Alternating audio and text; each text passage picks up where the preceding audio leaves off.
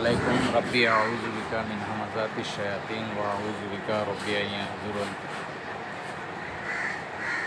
আল্লাহ সূরা যুখরুফের 43-44 সূরা যুখরুফ 43 নম্বর সূরা।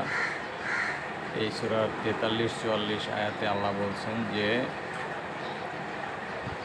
তোমার উপর যা ওহী করা হয়েছে তুমি তার উপরে সুদৃঢ় থাকো, কারণ তুমি আছো সিরাতাল মুস্তাকিমের ওপরে, সঠিক পথের ওপরে। তার মানে কোরআনের উপরে আল্লাহ রসুল আছেন, যার কারণে তিনি সঠিক পথে আছেন, এটাই আল্লাহ বলতেছেন। আর 43-44 নম্বর আয়াতে বলছে যে এই কোরআন নিশ্চয় তোমার এবং তোমার কওমের জন্য উপদেশ, এবং শীঘ্রই এই ব্যাপারে জিজ্ঞেস করা হবে। অর্থাৎ কোরআনের ব্যাপারে আমাদেরকে পরকালে জিজ্ঞেস করা হবে আমরা এই কোরআন মেনে চলছি কি চলছি না। কারণ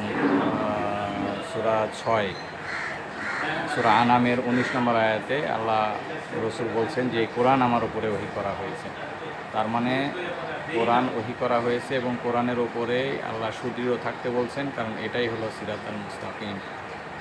সূরা ইয়াসিনেও এই কথাই বলছে, ইয়াসিন ওয়াল কোরআনিল হাকিম ইন্নাকা আলা সিরাতিম মুস্তাকিম, নিশ্চয়ই তুমি সিরাতাল মুস্তাকিমের ওপরে আসো।